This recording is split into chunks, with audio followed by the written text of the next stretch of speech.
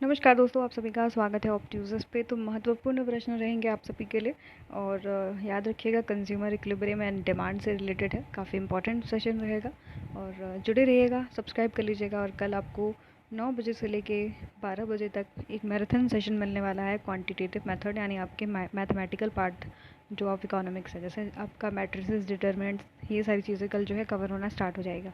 तो प्लीज़ आप लोग उस सेशन को ज्वाइन करिए 27, 28, 9 बजे से लेके 12 बजे तक। और 29 को हम लोग जो है स्टैट्स के जो कोरिलेशन और आपका रिग्रेशन है उसको कवर करने की भी कोशिश करेंगे इन मैराथन सेशन।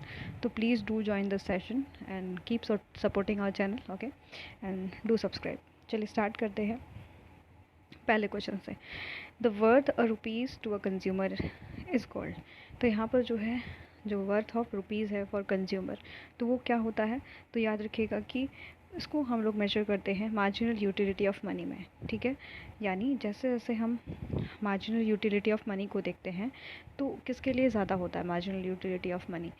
तो रिच का जो होता है वो मार्जिनल यूटिलिटी ऑफ मनी कम है क्योंकि उसके पास पैसा ज़्यादा होता है, ठीक है। और जो पुअर होता है, marginal utility for poor is high, ठीक है। पुअर के लिए मार्जिनल यूटिलिटी ऑफ मनी क्या होती है? ज़्यादा होती है। कैसे? अब समझो कि आपके पॉकेट में अगर 1000 रुपीज़ है, ठीक है। और अब जब आपके पास 10, मतलब आपके पास 1000 थे तो आप बहुत फ्रिक्वेंटली खर्च कर पा रहे थे, मतलब आप एक तरीके से रिच थे। पर जैसे ही ये रुपया कम हो जाए, आपके पॉकेट में सिर्फ 100 रुपये हो जाए, तो आपकी मार्जिनल यूटिलिटी ऑफ मनी क्या है? ज़्यादा हो जाएगी, क्योंकि आप उसे जो है ज़्यादा सेव करना चाहोगे, आप उसको अच्छे से यूटिलाइज़ करना चाहोगे। तो marginal utility of money for जो रिच है वो क्या होता है? आपका कम होता है, जबकि पुअर के लिए मार्जिनल यूटिलिटी ऑफ मनी ज़्यादा होती है। तो ये जो है worth a rupee to a consumer is called, उसको हम लोग क्या बोलते हैं? मार्जिनल यूटिलिटी ऑफ मनी कहते हैं। अगर हम मार्जिनल यूटिलिटी ऑफ मनी को जो है डेफिनेशन टर्म में देखें तो हम लोग कहते हैं utility that a consumer expect to obtain from the standard basket of goods which he और she can buy from a rupees. यानी मार्जिनल यूटिलिटी ऑफ मनी जो होता है, जो यूटिलिटी होता है कंज्यूमर का, वो ऑब्टेन करना चाहता है स्टैंडर्ड बास्केट से ऑफ गुड के, और वो 1 रुपये में कितना उससे ख़रीद पाता है, उससे उसकी यूटिलिटी डिराइव होती है। तो पॉइंट याद रखिएगा कि worth a rupees to a consumer is called marginal utility of money, and marginal utility of money is किसके लिए ज़्यादा होता है? तो याद रखिएगा कि पुअर के लिए ज़्यादा होता है, जबकि आपके रिच के लिए क्या होता है? कम होता है। क्लियर? चलिए नेक्स्ट देख लेते हैं। Consumer attain equilibrium. जो आपका कंज्यूमर है, कहाँ पर वो जो है इक्विलिब्रियम अटेन करेगा, किस पॉइंट पे? तो यहाँ पर जो ऑप्शन है पहला, M U X equals to P X, क्या इस पॉइंट पे अटेन करेगा? फिर M U X is greater than P X, या फिर आपका M U X is less than P X, या फिर आपका ज़ीरो। तो यहाँ पर याद रखिएगा कि जब आपका marginal utility of X commodity equals to price of X के बराबर होता है, वहाँ पर जो है कंज्यूमर जो है क्या करता है? आपका इक्विलिब्रियम अटेन करता है। क्लियर? बहुत ईजी है ये तो। अगर आपका कंज्यूमर क्योंकि ये अभी हमने जो केस देखा था, ये केस कौन सा था? 1 कमोडिटी का केस था। अब हम बात कर लेते हैं 2 कमोडिटीज़ के केस में। तो यहाँ पर क्या होगा? ओके, तो अगर हम यहाँ पर देखेंगे तो क्या होगा? याद रखिएगा, बहुत इजी है, पेपर में पूछता भी है। तो यहाँ पर आप लोगे M U X upon P X equals to M U Y upon P Y equals to M U M. Okay, marginal utility of money, ये क्या है? आपका मार्जिनल यूटिलिटी ऑफ मनी है। तो हम एक्स कमोडिटी का लेंगे, वाई कमोडिटी का लेंगे, और किसके बराबर लेते हैं? आपका मार्जिनल यूटिलिटी ऑफ मनी का। जब आप ये वाला थ्योरी पढ़ोगे, law of equi marginal utility का ही फॉर्मूला है, जिसको हम लोग गुसेन सेकेंड लॉ भी कहते हैं, ठीक है। याद रखिएगा, ये आपका गुसेन सेकेंड लॉ है, law of equi marginal utility का है। जबकि आपका फर्स्ट वाला 1 कमोडिटी का केस आपने देखा है ना, उसमें याद रखिएगा फॉर्मूले को, वो भी आपका P M U X equals to P X के बराबर है। ओके, नेक्स्ट देख लेते हैं। A consumer reaches the point of equilibrium when. तो कंज्यूमर कब पॉइंट ऑफ इक्विलिब्रियम पे रहता है? Very important question. तो याद रखिएगा कि marginal rate of substitution for X and Y commodity किसके बराबर होता है? आपकी P X equals to upon P Y है क्या ये? तो यहाँ पर ये आपका, ये जो पॉइंट डिनोट करा है, ये स्लोप ऑफ जो है स्लोप डिनोट कर रहा है किसका, बजट लाइन का, प्राइस लाइन का। और आपका MPS XY जो डिनोट करता है ये मार्जिनल रेट ऑफ सब्स्टिट्यूशन जो है किसका स्लोप बताता है, याद रखिएगा कि आपके इंडिफरेंस कर्व का बताता है, ठीक है। ये आपका IC है, क्लियर। और इस पॉइंट पे इसको टच कर रहा है, ठीक है। That is the equilibrium point, जहाँ पर कि आपका the slope of IC touch the आपका बजट लाइन, तो बजट लाइन को जहाँ पर टच करता है वहीं पर जो है आपका क्या होता है, कंज्यूमर इक्विलिब्रियम होता है। तो यहाँ पर कौन सा ऑप्शन करेक्ट हो जाएगा, थर्ड वाला, ठीक है। The consumer will start buying less of X and more of Y when, कौन से केस में जो कंज्यूमर है वो लेस ऑफ X खरीदेगा, okay, and more of Y खरीदेगा। तो याद रखिएगा जब आपका marginal utility of Y, okay, upon PX is greater then marginal utility of X upon PY, क्या होता है, ये ग्रेटर होता है, उस समय हम लोग क्या स्टार्ट बाइंग करते हैं, आपका लेस ऑफ X खरीदना बाई करते हैं एंड मोर ऑफ Y को। क्यों, क्योंकि हमें इक्विलिब्रियम कंडीशन पे लाना है इसको, ठीक है। तो जब हम किसको ज़्यादा खरीदेंगे, आपके लेस ऑफ X को खरीदेंगे, इसको कम खरीदेंगे और इसको ज़्यादा खरीदेंगे। याद रखिएगा जो ग्रेटर पार्ट है ना उसको ज़्यादा खरीदेंगे, ठीक है। याद रखिएगा कि वेट यहाँ पर हमारा MUY अपॉन PY है, वो क्या है, इस पॉइंट को पक्का से याद रखिए क्योंकि ये पेपर में आपके आ सकता है। इसको थोड़ा एलेबोरेट करके समझते हैं। अगर सपोज़ कि MUX अपॉन PX, ठीक है, एंड अगर आप MUY अपॉन PY लेते हो, ये दोनों आर नॉट इक्वल है ना, जब ये इक्वल नहीं है यानी आपका MUX अपॉन PX ग्रेटर है आपके MUY अपॉन PY से। इसका मतलब है कि क्या करेगा कंज्यूमर सब्स्टिट्यूट करेगा गुड X को फॉर Y, ठीक है। कंज्यूमर क्या करेगा, गुड X को सब्स्टिट्यूट करेगा फॉर Y, ठीक है, ओके। और फिर उसके रिजल्ट में क्या होगा कि marginal utility of good X धीरे धीरे क्या करेगा, फॉल हो जाएगा, और फिर एक ऐसी सिचुएशन आएगी कि जहाँ पर आपका इक्विलिब्रियम हो जाएगा। तो बस आपको ट्रिक यही है याद करने का कि अगर आपका MUX upon PX is greater then MUY upon PY, इस तरीके से आपके पेपर में दिया हुआ है, तो क्या करना चाहिए हमें, X के कंजप्शन को इंक्रीज़ करना चाहिए, है ना। यहाँ पर आपके जो है X के कंजप्शन को क्या करना चाहिए, इंक्रीज़ करना चाहिए, मोर करना चाहिए, और ओके, और Y के कंजप्शन को, X के कंजप्शन को ज़्यादा करना चाहिए और Y के कंजप्शन को रिड्यूस करना चाहिए। और पर हमारे क्वेश्चन के केस में देखा जाए तो यहाँ पर हम मोर ऑफ Y को कंज्यूम कर रहे हैं और लेस ऑफ X को कर रहे हैं, तो कौन सा आंसर बनेगा, आंसर B आपका करेक्ट है। नेक्स्ट हमारा according to the IC approach के according at the point of equilibrium, कहाँ पर आपका पॉइंट ऑफ इक्विलिब्रियम होगा, कौन सी इक्विलिब्रियम जो है कंडीशन होगी उसको समझते हैं। तो क्वेश्चन नंबर जो 6 का आंसर हो जाएगा द स्लोप ऑफ I, जब IC मतलब इंडिफरेंस कर्व का जो स्लोप है यानी आपका MRS marginal rate of substitution X and Y किसके बराबर होता है, PX अपॉन PY के बराबर होता है, यानी ऑप्शन नंबर C यहाँ पर करेक्ट हो जाएगा।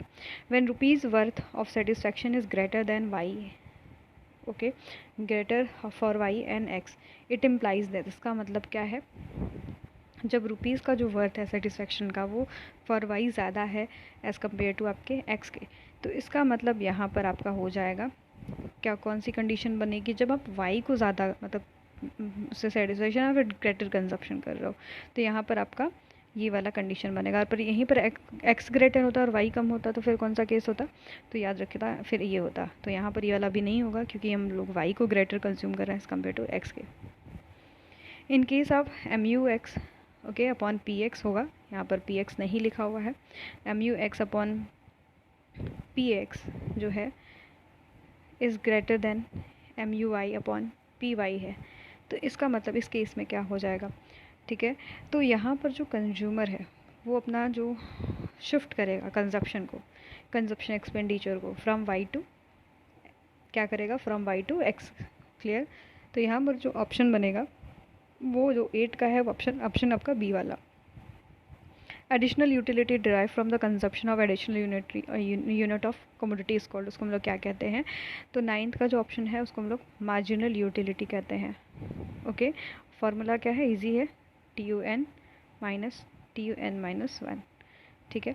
The slope of indifference curve equals to किसके बराबर होता है आपका स्लोप ऑफ इंडिफरेंस कर्व, तो इसको हम लोग बोलते हैं मार्जिनल रेट ऑफ सब्सटीट्यूशन। इसको हम लोग बोलते हैं delta sacrifice upon delta gain, कितना हमने सेक्रीफाइस किया और किस उसकी वजह से कितना गेन हुआ। Why the indifference curve is convex to the origin, क्यों होता है, क्या कारण है कि आपका आई जो है वो कन्वेक्स टू द ओरिजिन होता है। तो 11th का जो है आपका सी है due to continuous decline in the marginal rate of substitution. जब आपका एमआरएस डिक्लाइन कर रहा होगा तब आपका कन्वेक्स टू द ओरिजिन होगा। अगर आपका एमआरएस क्या हो रहा होगा, बढ़ रहा होगा, तब ये कैसा होगा आपका concave to the origin. Okay, जब आपका एमआरएस कांस्टेंट होगा तब ये आपका लाइन कैसा होगा, स्ट्रेट लाइन होगा। क्लियर, तीनों केस याद रखिएगा। और एल का भी पूछता है, एल शेप्ड किस में होता है, जब आपका कॉम्प्लीमेंटेरिटी का केस होता है। एल शेप्ड जो है आपका आईसी कब होता है, जब कॉम्प्लीमेंटेरिटी का केस होता है। जैसे मैंने कभी लेक्चर में बताया होगा आपको, लेफ़्ट पेयर का शूज़ और राइट पेयर का शूज़, सपोज़ आप एक लेफ़्ट लो और दूसरा राइट का, 2 पेयर ले लो तो क्या चलेगा, नहीं चलेगा। तो एल शेप्ड आपके क्या होता है, अगर आप एक लेफ़्ट का ले रहे हो तो आपको एक राइट का भी चाहिए, है ना। तो ये एल शेप्ड किसके होता है, जब आपका कॉम्प्लीमेंटेरिटी का केस होता है। ठीक है, कॉम्प्लीमेंटेरिटी का केस होता है। पर सब्स्टिट्यूट जो होता है वो किस केस में होता है, कौन सा आपका होता है, याद रखिएगा, ये आइदर ऑफ द एक्सिस को टच करते हुए जाता है, सब्स्टिट्यूटेबिलिटी का केस।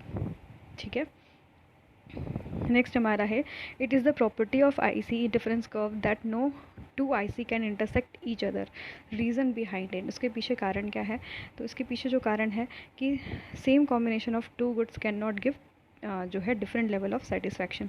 कभी भी same combination of two goods एक जो है सेटिस्फैक्शन नहीं दे सकते। जैसे ये ले लो कि ये आईसी है, इस पॉइंट पे टच कर रहा है, ठीक है, सपोज़ ये पॉइंट ये है, ये बी है, ठीक है, और मान लो कि इस पे मुझे ऐसे सी सेटिस्फैक्शन मिलता है। तो ये क्या है, एक आईसी, ये आईसी का डिफरेंट जो है लेवल ऑफ सेटिस्फैक्शन है, इस आईसी का अलग सेटिस्फैक्शन होगा। ठीक है, पर ये तो पॉइंट दोनों पे लाई कर रहा है, तो क्या दोनों आईसीज एक ही आपको लेवल ऑफ सेटिस्फैक्शन देंगे, नहीं देंगे, इसीलिए कभी भी इंटरसेक्ट नहीं करता है। स्लोप ऑफ बजट लाइन क्या होती है, तो स्लोप ऑफ जो बजट लाइन है P X upon P Y, sometimes उसको माइनस में भी लिखता है, तो अगर माइनस में भी दे देगा तो आप उसको लिख दीजिएगा, फर्स्ट वाला करेक्ट हो जाएगा। विच of the following is not a property of indifference curve, कौन सा यहाँ पर प्रॉपर्टी नहीं है आपके इंडिफरेंस कर्व की, तो ये कभी भी कनकेव टू द ओरिजिन नहीं होता है। ठीक है, याद रखिएगा, ऑप्शन सी करेक्ट है। क्या क्या प्रॉपर्टीज़ है, indifference curve concave, convex to the origin, कभी भी इंटरसेक्ट नहीं करता है एक दूसरे को, और क्या होता है, higher the indifference curve higher will the level of satisfaction, जैसे आपका IC2 पे हायर सेटिस्फैक्शन मिलेगा। और जो है कि आपका इंडिफरेंस कर्व कट भी नहीं करता एक दूसरे को, ओके, और आइदर ऑफ द एक्सिस को टच नहीं करता इंडिफरेंस कर्व। ठीक है, ये सारी जो है प्रॉपर्टीज़ को याद करके रखिएगा, और डाउनवर्ड स्लोपिंग होता है। क्लियर, चलिए नेक्स्ट देख लेते हैं, indifference curve sloped towards right since more of one commodity और लेस ऑफ अनदर रिजल्ट। तो यहाँ पर क्या होगा, इंडिफरेंस कर्व जो होगा वो आपका जो है स्लोप करेगा टुवर्ड्स राइट, है ना, ज़्यादातर राइट की तरफ होगा। तो इसका मतलब क्या है, राइट की तरफ होने का क्या सेंस बन रहा है, ये देखो, ठीक है, ओके, इंडिफरेंस कर्व है स्लोप डाउनवर्ड टुवर्ड्स राइट। अब देखो यहाँ पर जा रहा है, ठीक है, ये राइट बढ़ रहा है, राइट जा रहा है ना, इस पॉइंट पे ये ए है, ये बी है, ये राइट गया एक ही स्लोप पे, तो क्या आपका सेटिस्फैक्शन क्या होगा, दोनों पॉइंट पे सेम होगा ना, ए वाला करेक्ट हो जाएगा। Hicks and Allen believe that utility क्या होगा आपका, can be expressed in ordinal numbers, है ना, इन्होंने ऑर्डिनल यूटिलिटी अप्रोच दिया है, याद रखिएगा। और इसके बारे में मैंने क्लासेस में भी डिस्कस किया है, तो जो लोग अगर क्लास वाले वीडियो देख रहे हैं तो उसके बारे में ज़रा डिटेल में आप लोग लिख दीजिए, जिससे लोग और भी पढ़ सके। ओके, यहाँ पर 3 अल्टरनेटिव बंडल्स दिए हुए हैं of X and Y good, तो दिया है which of the bundle can form an indifference curve, तो यहाँ पर कौन सा बंडल इंडिफरेंस कर्व को फॉर्म करेगा। ठीक है, फर्स्ट वाला अगर हम बनाएं तो यहाँ पर आप लोग, ठीक है, यहाँ पर 3 कॉम्बिनेशन लिया हुआ है, ठीक है, यहाँ पर 3 कॉम्बिनेशन लिया हुआ है, इसको अगर हम बनाएं तो ओके, यहाँ पर x ले लो और y ले लो। ठीक है, फर्स्ट कॉम्बिनेशन में हम देख रहे हैं कि आप मान लो कि ये 5 है और ये 1 है, ठीक है, आप x का 5 कंजप्शन कर रहे हो, y का 1 कर रहे हो, ओके, और नेक्स्ट में 5 आप कर रहे हो, फिर जो है 2 कर रहे हो, है ना, यहीं पर दूसरे पॉइंट पर चले जा रहा हो इस तरीके से, तो ये तो नहीं बनेगा, फर्स्ट वाला तो नहीं बनेगा। सेकंड वाला बना लेते हैं। ओके, सेकंड वाला केस यहीं पर ड्रॉ करते हैं। तो पहला वाला तो नहीं बनेगा, दूसरा वाला बनाते हैं। ये एक्स है एंड दिस इज़ वाई, ये आपका आई सी है। ठीक है, अब अगर फर्स्ट पॉइंट पे देखें तो आप जो है एक्स का 1 यूनिट कंजप्शन कर रहे हो एंड वाई का 5 कर रहे हो। ठीक है, ये आपका 5 है, ये 1 है। ठीक है, एंड आप एक्स का 2 कर रहे हो, फिर एक्स का क्या कर रहे हो, 2 कर रहे हो, और वाई का 5 कर रहे हो। ठीक है, एंड थर्ड वाला जो कॉम्बिनेशन आप यहाँ पर देख लो ना, फिर आप कितना कर रहे हो, ओके, फिर भी 5 कर रहे हो, तो ये वाला भी तो नहीं बनेगा ना, सॉरी यहाँ पर ये गलत हो गया, ये वाला भी, सेकंड वाला भी नहीं बनेगा, यानी आपका थर्ड बंडल जो है करेक्ट होगा यहाँ पर, क्योंकि जब दो नहीं बना तो तीसरा ही ऑब्वियस सी बात है, बट ऑब्वियस है कि आपका जो है तीसरा वाला बंडल बनेगा। क्लियर, तो यहाँ पर आपका ऑप्शन नंबर थर्ड है, क्योंकि यहाँ पर ऑप्शन में नन ऑफ द अबव तो दिया नहीं था। ठीक है, थोड़ा दिमाग लगा क्वेश्चन करना चाहिए, है ना।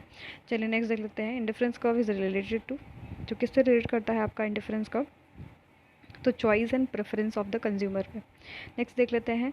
As we move downward indifference curve left to right, the slope of indifference curve tend to, तो यहाँ पर अगर हम लेफ़्ट से राइट जाए तो आपका स्लोप ऑफ इंडिफरेंस कर्व क्या होगा, डिक्लाइन करेगा। ठीक है, अगर हम इंडिफरेंस कर्व में लेफ़्ट से राइट की तरफ जाएँ, है ना, तो धीरे धीरे ये स्लोप क्या होते जाता है, कम होते जाता है। क्लियर, स्लोप कैसे पता चलता है, एमआरएस से, मार्जिनल रेट ऑफ सब्स्टिट्यूशन से। नेक्स्ट हमारा shift of budget line when price are constant is due to, क्यों शिफ्ट आपका बजट लाइन करेगा अगर आपका प्राइस कांस्टेंट है तो इसमें आप जो है दो ही पॉइंट देखते हो, एक आपका प्राइस इफेक्ट और एक इनकम की वजह से। तो यहाँ पर जो है इनकम की चेंज होने के, जब प्राइस नहीं बदल रहा है तो यानी आपका इनकम बदल रहा होगा। Marginal rate of substitution X for Y is calculated, तो marginal rate of substitution X for Y अगर आप कैलकुलेट करो तो कैसे निकलेगा, तो 21st का जो करेक्ट हो जाएगा वो आपका, okay, change in Y, delta change in Y upon change in X, तो कौन सा वाला करेक्ट हो जाएगा यहाँ पर, सी वाला। Okay, the set of I C drawn in a graph, इसको हम लोग क्या बोलते हैं, जो आपका सेट ऑफ इंडिफरेंस कर्व होता है उसको हम लोग इंडिफरेंस मैप बोलते हैं। ठीक है, ये आप सभी को पता होगा, ये IC1 IC2 है ना, तो these are the indifference curve. यहाँ पर आपका ऑप्शन जो करेक्ट हो जाएगा वो कौन सा हो जाएगा, set of ICs drawn in a graph, तो उसको हम लोग क्या बोलेंगे, तो आपका इंडिफरेंस मैप बोलेंगे।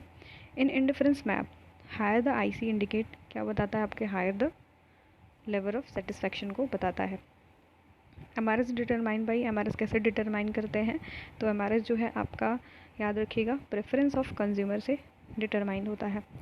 Eight point of equilibrium, point of equilibrium में हम क्या देखते हैं कि आपका जो मार्जिनल रेट ऑफ सब्स्टिट्यूशन होता है वो किसके बराबर होता है, आपके price of X upon price of Y के बराबर होता है। तो 25th का क्या हो जाएगा, एट द, यहाँ पर आपका ऑप्शन नंबर जो है थर्ड होना चाहिए, एंड इसको ये भी लिखना था ना, and I C is convex to the origin. ठीक है, यहाँ पर आपका आई सी है और यहाँ पर कन्वेक्स टू द ओरिजिन। चलो नेक्स्ट देख लेते हैं। In a situation where M R S greater than P X, तो एम आर एस अगर ग्रेटर है पी एक्स से तो इसका मतलब क्या है, consumer would reach to react by, क्या करेगा वो, जब आपका मार्जिनल रेट ऑफ सब्स्टिट्यूशन क्या है, ज़्यादा है आपके price of X upon price of Y से। इस केस में क्या होगा, आपने अगर इस एनालिसिस को पढ़ा होगा तो कोई बहुत बड़ी चीज़ नहीं है। ठीक है, तो इस वाले में हम देखेंगे कि increase the consumption of x, वो क्या करेगा, आपका कंजप्शन ऑफ एक्स को क्या करेगा, ज़्यादा कंज्यूम करेगा। ठीक है, ओके, तो अगर इस पॉइंट को आप लोग ग्राफ में समझो तो ये आपका जो है एक्स कमोडिटी का ग्राफ है और दिस इज़ वाई, है ना, एक्स एक्सिस आपके एक्स को डिपेंड बोल रहा है और वाई आपका वाई एक्सिस वाई कमोडिटी। ठीक है, ये आपकी बजट लाइन है और ये आपका इंडिफरेंस कर्व है जो कि पॉइंट ई पे टच कर रहा है। क्लियर, और यहीं पर आपका M U X upon P X equals to किसके बराबर होता है, sorry M R S X Y किसके बराबर होता है, आपके P X upon P Y के बराबर होता है इस पॉइंट ई पे।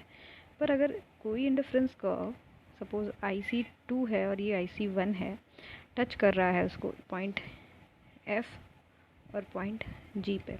तो पॉइंट एफ पे क्या पॉइंट होगा आपका, तो यहाँ पर आपका जो लेफ़्ट पॉइंट है ना, जहाँ पर आप लेफ्ट और साइड देख रहे हो, तो इसमें आपका जो MRS है, marginal rate of substitution XY क्या है, विच इज़ ग्रेटर देन आपके PX/PY है। क्लियर, इस पॉइंट को याद रखिएगा। इस पॉइंट पे हमारा MRS XY is greater then PX/PY। तो यहाँ पर जी पॉइंट पे क्या है, तो यहाँ पर याद रखिएगा कि यहाँ पर आपका MRS XY is less then PX/PY। ठीक है, दोनों पॉइंट को याद रखिएगा। तो कंज्यूमर क्या करेगा जब इस पॉइंट पे होगा, ठीक है, क्योंकि हमने देखा कि कंज्यूमर इस पॉइंट पे है, तो ऑब्वियस सी बात है वो वाई को ज़्यादा कंज्यूम कर रहा है, एक्स को कम कर रहा है। तो उसे इक्विलिब्रियम आने के लिए क्या करना पड़ेगा, धीरे धीरे अब वाई के कंजप्शन को कम करना पड़ेगा, जिससे कि वो एक्स के कंजप्शन को क्या करेगा, बढ़ाएगा। इसी वजह से जो है हम क्या करते हैं, increase the consumption of X करते हैं। क्लियर, यहाँ पर हम कंजप्शन ऑफ एक्स को इंक्रीज़ कर देते हैं। Two indifference curve can not cut each other, क्यों नहीं करते हैं कट भाई, बस ये एक पॉइंट और है, आप लोग देख लीजिए। तो याद रखिएगा कि each difference curve represent different level of satisfaction, इस वजह से कभी भी एक दूसरे को कट नहीं करते हैं। ठीक है, the specific quantity of purchase against the specific price of commodity इस कॉल्ड, उसको हम लोग क्या कहते हैं, तो 28 का जो आपका हो जाता है क्वांटिटी डिमांड। ओके, नेक्स्ट हमारा the graphical presentation of table showing price relationship commodity in the market called, उसको हम लोग क्या कहते हैं, तो 29 का जो ऑप्शन करेक्ट हो जाएगा आपका मार्केट डिमांड कर्व हम लोग कहते हैं। इंडिविजुअल डिमांड कर्व आपको पता ही है, मार्केट डिमांड कर्व भी वही होता है, बस उसमें सब कई इंडिविजुअल्स का जो है मार्केट डिमांड कर्व जो है डिराइव होता है। ठीक है, अब जो है और भी आगे के जो क्वेश्चन है उसको हम लोग नेक्स्ट वीडियो में कवर कर लेंगे। तो आपको वीडियो पसंद आया लाइक कर दीजिएगा, शेयर करिए, सब्सक्राइब करिए, जुड़े रहिए हमसे। धन्यवाद।